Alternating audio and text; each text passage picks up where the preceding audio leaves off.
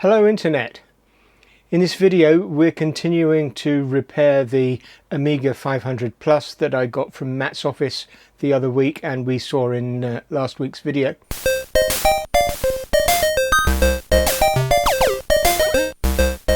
You remember that we repaired some battery damage. We took the old battery off and we cleaned up the board to some extent. The Gary chip in here has some damage to the legs, and there's damage to the socket, or at least corrosion in the socket.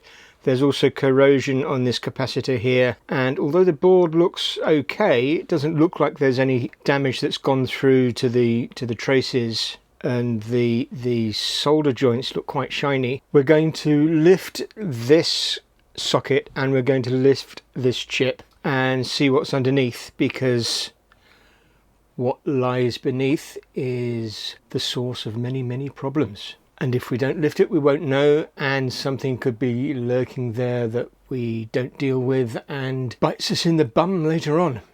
So let's stop waffling and let's get on with it, shall we? Come on. So what we have to do is desolder this socket and this chip, this 74LS244. It's a buffer. We don't know what's underneath it. The circuit board may be damaged, there may be corrosion, so we need to take it off minimally to have a look. We're also going to desolder the battery terminals and this capacitor here, which will need to be replaced, and then we're going to give it a good inspection and see if there's anything else that we need to do.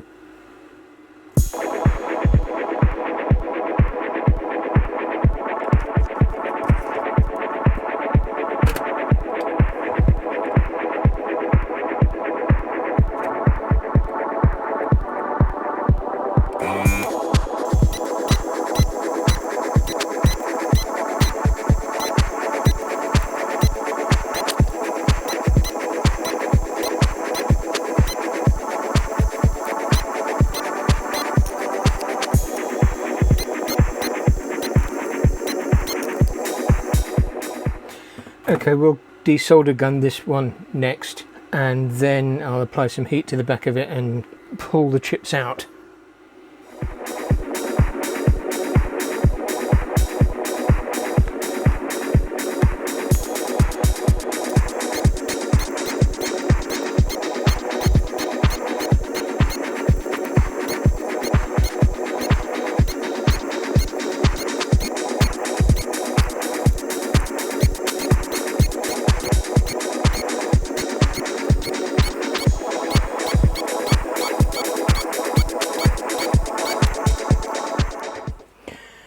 Okay, so now what I'm going to do is apply some heat to the back of the board while gently levering the IC from the other side.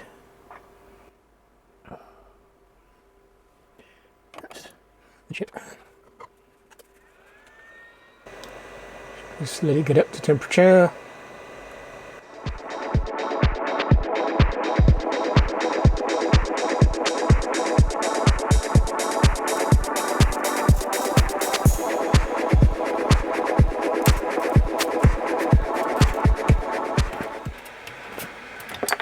There we go. And we also need to do the same for the large socket.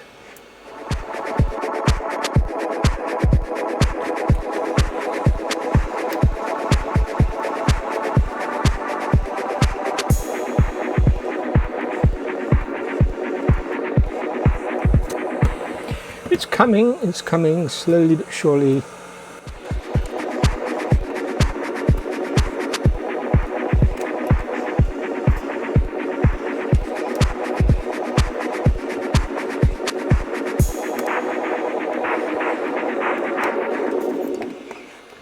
Go, it's out. Okay, that doesn't look too bad at all.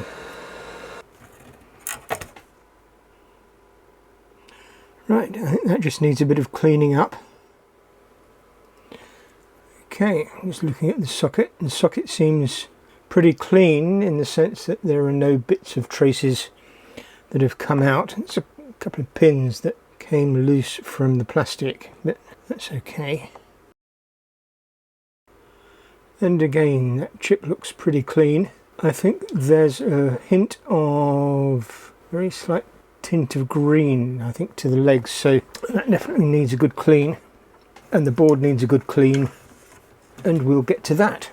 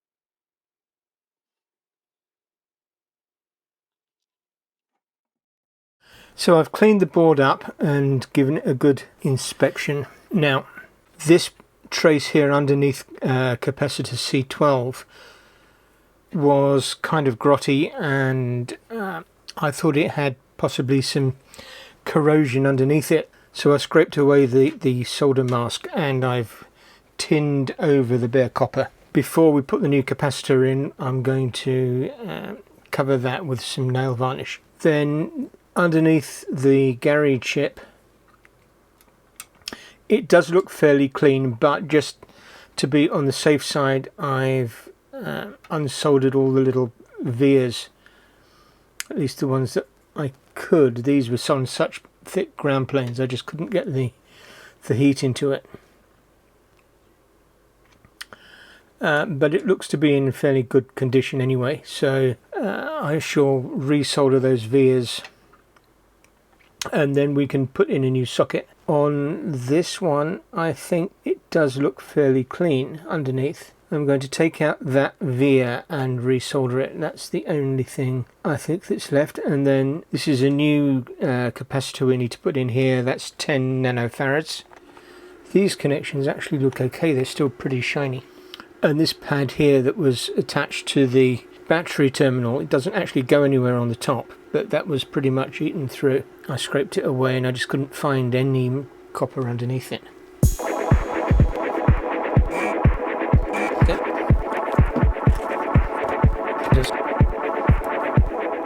This is just the via that was underneath the capacitor. It's just making sure that that's actually connected on both sides. That's fine.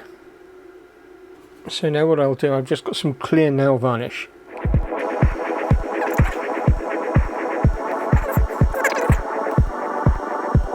Okay, so we just need to let that dry.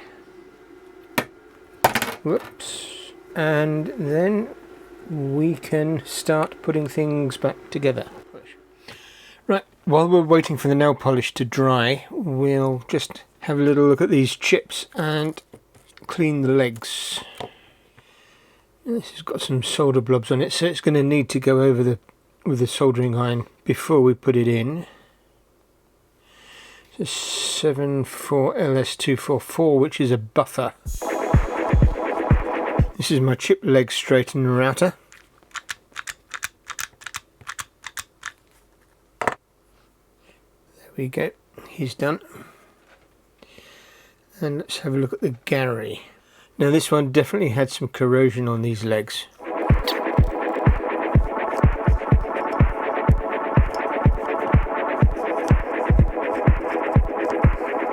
I don't have a spare Gary, but I wonder whether the Gary out of my other Amiga 500 would actually work in the 500 Plus. I don't know if the Garys are the same. I'll have to check. And again, these 3 pins on the end seem to be very corroded. The pins on this side of the chip look to be pretty much okay.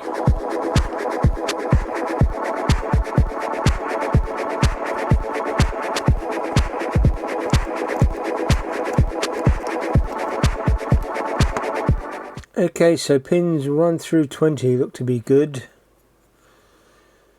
Pins 21, 22, 23, not so much. Okay, it's not perfect, and on that pin we're starting to get down to actual copper rather than the tinning. But I think that stands a good chance of making contact. Let's get down to some soldering. Now, I don't have the exact sizes of these sockets, so what we're going to have to do is make up sockets. So for the 48 pin, I'm going to use two 24 pin sockets. So like that. And for this 20 pin, I don't have a 20 pin socket, so I've got a 14 and a 6. That will do the trick. So before we start that, we need 10 nanofarads for this little capacitor. And he is going to go in here.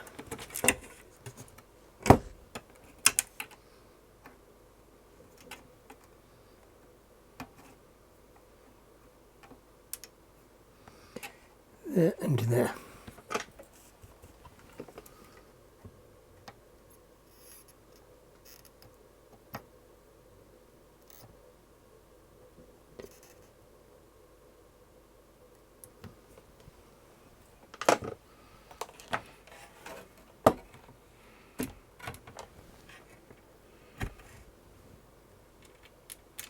Okay, what I'll do is I'll just put down some Captain tape to hold it down.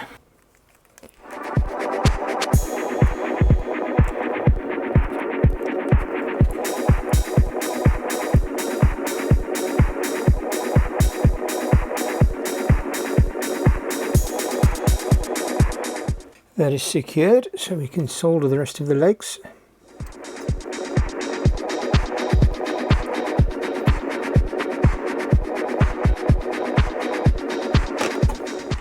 That socket secured. Yeah. Goes in quite nicely. So I'll take that over and just tack that down before I put the second socket in. Okay, and that is the right way around because the notch is that end.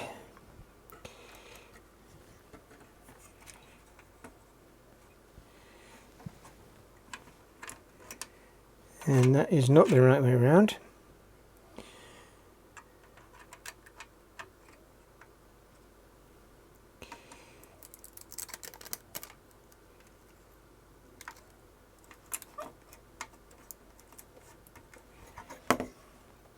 There we go, double check there's no notch there, and there is a notch there. And it says pin 1 anyway.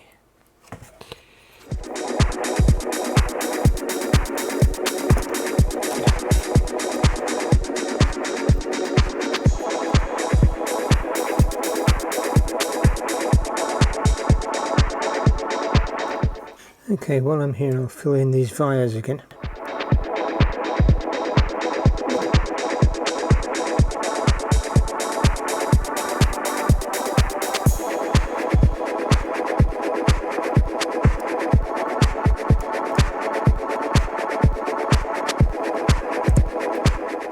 Okay, good. Okay, so now we'll go over to the EEPROM programmer and we will check out this 7-foot LS. Load the program and the EEPROM programmer is plugged in. 7-foot LS 244. It's already up here to select. And we'll just put the chip into the programmer. Click on test and it's all normal, so that's good. So we've got a good 7-foot LS244 buffer. Okay, now what we're going to do is put the chips back into the sockets. And let's switch the power on and see what it does.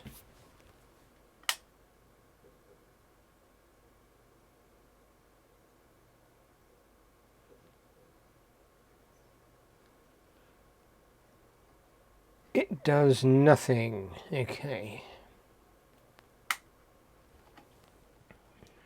Okay, so now what I've done is just put the Amiga back in its tray and put the keyboard on so that we can see if what we're getting is the flashing light as we had originally. So once again, let's turn the power on.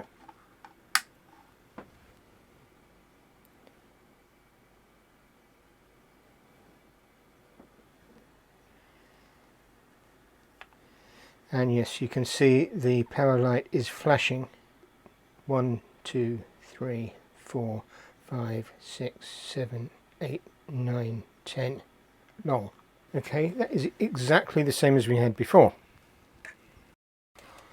Okay, so now I've lifted the Gary chip out of my other Amiga 500, and here we are. We can verify that they are in fact the same chip. 5719, 5719. The difference is in the date codes. This was 4890 and this was 3691. Okay, so once again just checking that pin 1 is that side.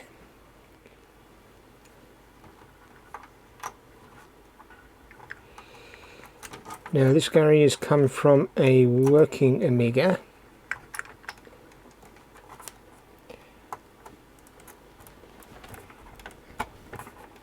There we go.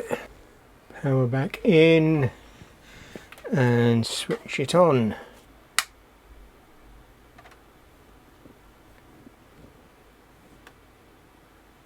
Exactly the same. So whatever the problem is, it isn't that. Okay, we're now going to have to start debugging it more deeply. Where shall we start? As a second quick test, what we can do is put the Gary from the 500 Plus into this, which is my original Amiga 500, and see if the Gary at least works. So that is what we shall do. This is the 500 Plus Gary.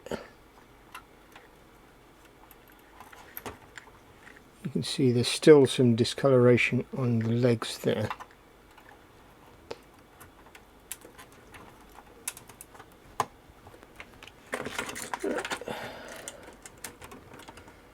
Plug the video in. Plug the power in and switch the power on.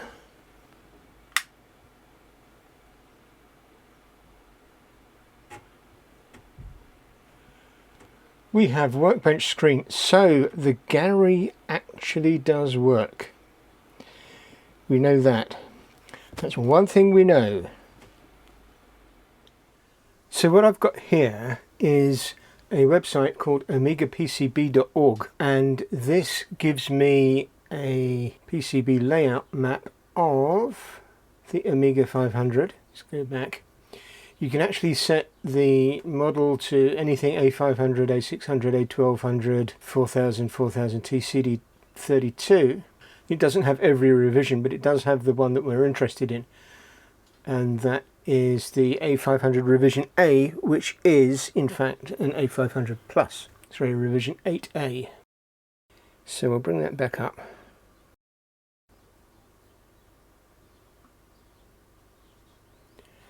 And then what we can do is we can zoom in on the area that we want, which is this area around the battery, and we can hover the mouse over. This is the Gary chip.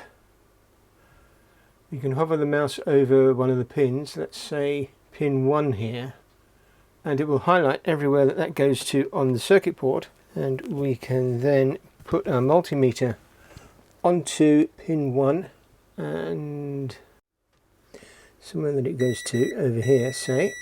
Okay, and we know that that trace is good, and we can then work through pin 2. Pin 2 goes to this resistor.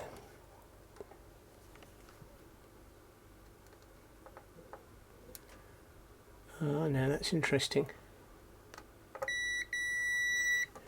It does go to that resistor if you put the probe on the right one.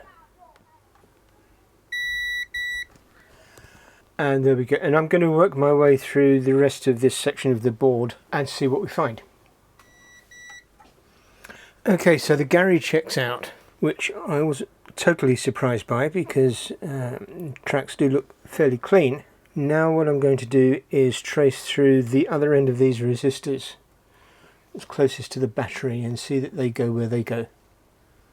So let's start with this one.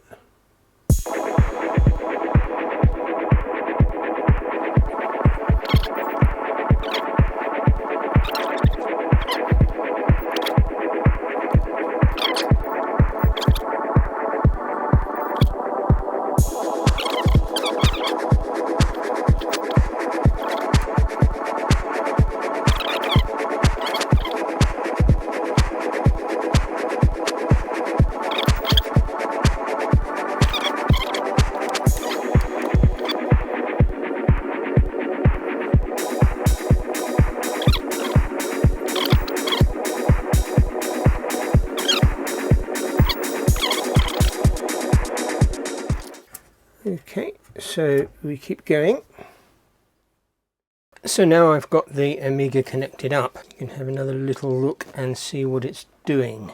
It's still exactly as it was before. It's giving us 10 short flashes on the power LED and 1 long flash. Now the caps lock, there we go, that key actually works, and we can press this and you'll see the caps lock light comes on, goes out, comes on,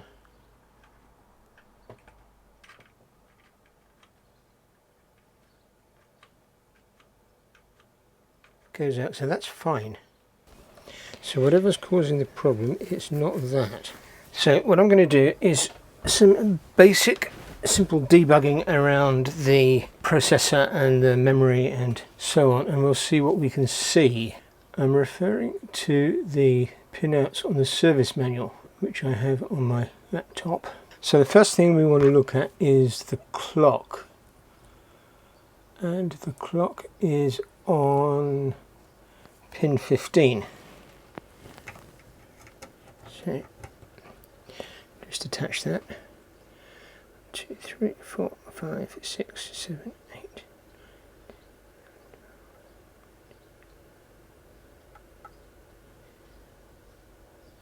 Pin 15, okay.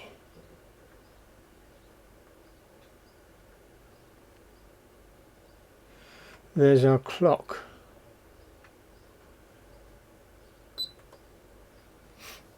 .04 megahertz. Okay, so let's just have a look at some of the other pins. 1, 2, 3, 4, 5 is the data line, so let's just see if we've got data on the data bus.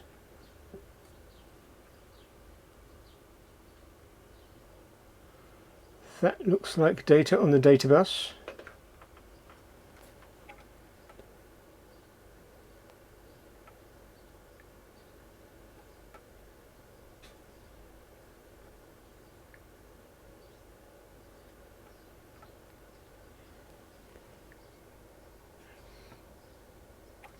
Okay, let's see if it's doing a reset. Reset is pin 18.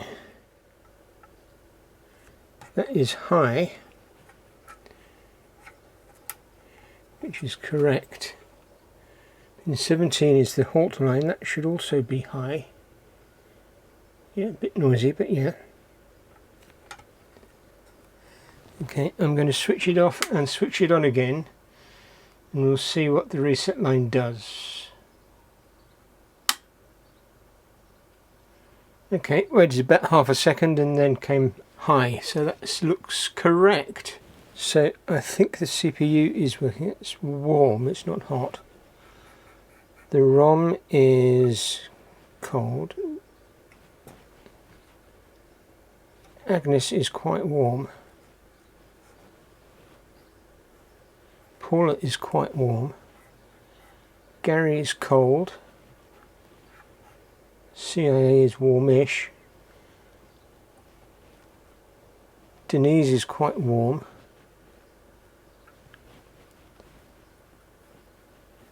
Just see if anything is noticeably hot.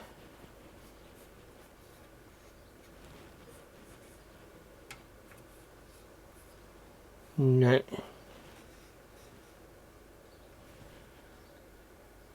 I mean, it's warm, but it's not it's not hot. Okay, now what I've read says that for a black screen, the likely problems are the CPU. I don't think it's the CPU. That appears to have data signals. Let's have a look at the address lines. So it should be down this end, 32.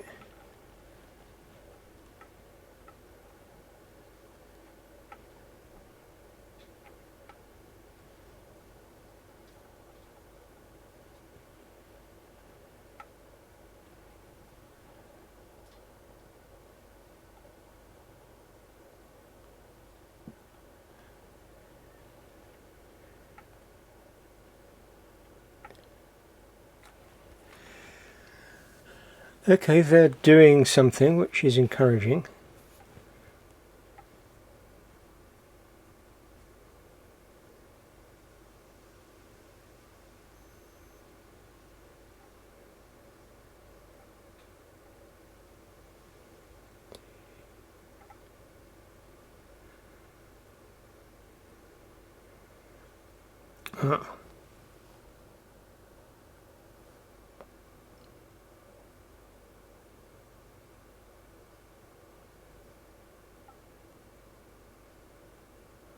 That's interesting. That does something periodically. Okay. So if it's 64, so 33, 34, 35, 36, 37, 38 is A10.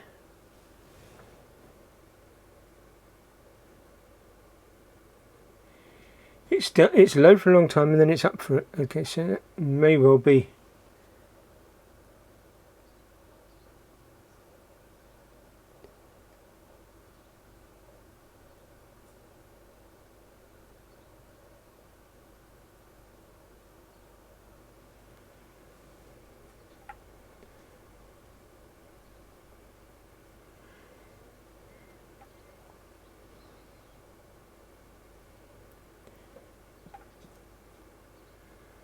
I mean, it periodically does something which suggests that it's kind of working.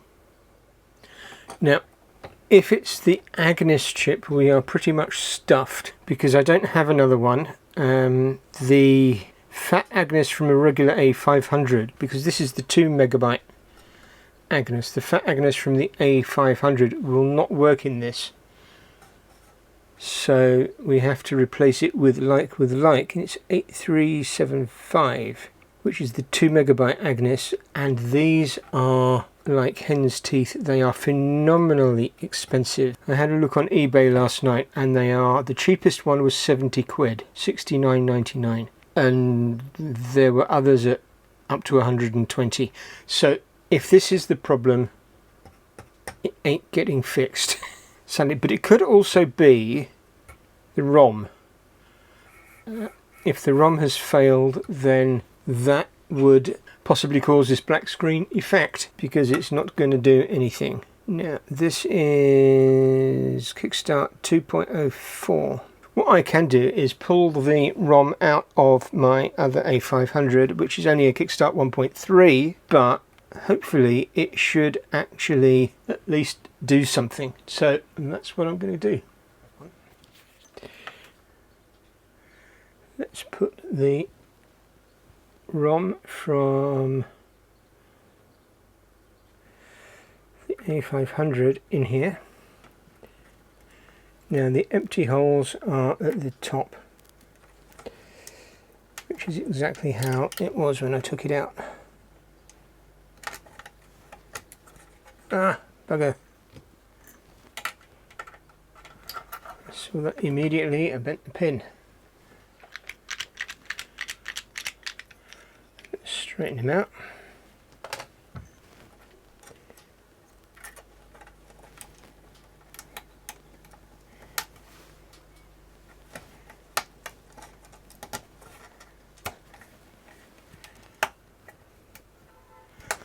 There we are, that went in. Okay, let's put the power back in and switch it on.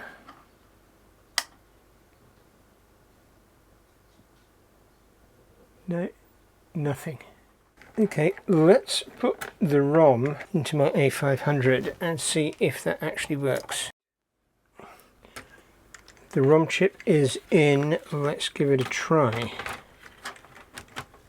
So this is Kickstart 2 ROM from the A500 Plus in the A500. Okay, power.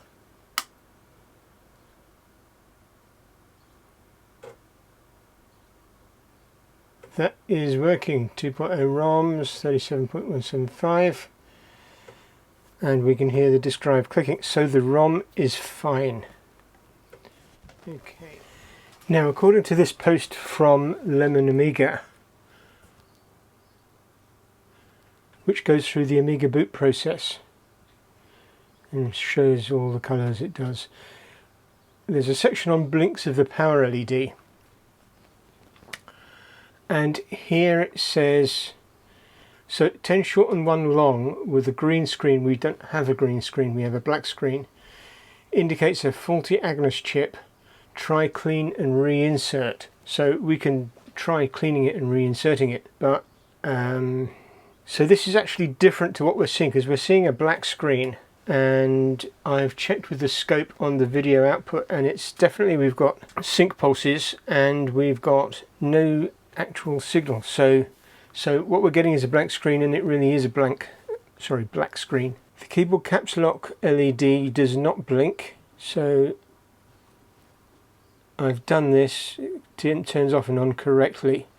So the CIA is apparently servicing, or rather the CPU is correctly servicing CIA interrupt requests.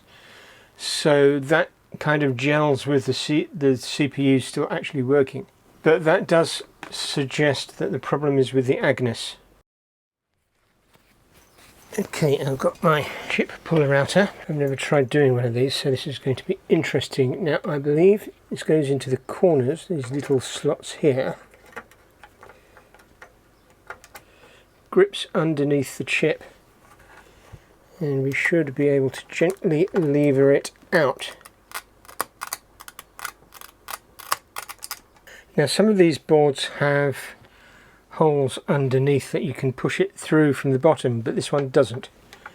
So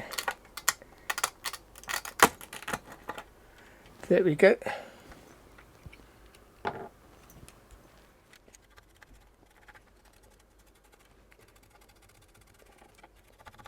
Just clean the contacts with some contact cleaner. And just brush these pins with the fiberglass pen, which will shine them up, hopefully improve contact if that is what the problem is. Of course, with such an expensive chip as this, I really don't want to be touching it without my anti-static on.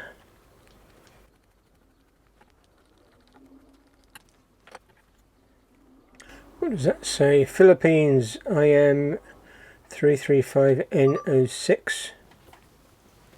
Okay, so the pins are all nice and polished, and we can put the Agnus chip back. Pin 1 is in the middle here, the flat end indicates pin 1, and the dot, of course, which was always in that top corner.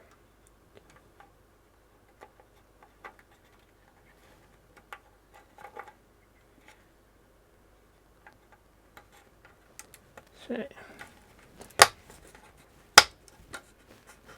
there we go. Okay, it's plugged back in. Now let's see if cleaning the Agnus has made any difference at all.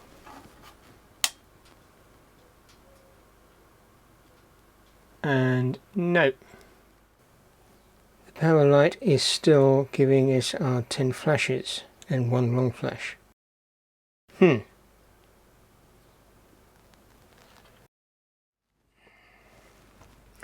Well, that's pretty much exhausted what I know how to do on this machine. We've checked the CPU, we've checked the Agnus chip, we've checked the ROM, we've cleaned it up, we've checked the Gary. I suspect the Agnus chip may be faulty. If you've got any ideas or suggestions as to what the problem might be, then please drop a comment in the section below. And also, if you happen to know of a source for 2 megabyte Agnuses that does not cost the earth, then again, drop a comment below. I think that has to be pretty much as far as I can take it in this particular video. So like and subscribe, and we'll look at something else next time. And you're gonna like this video, really.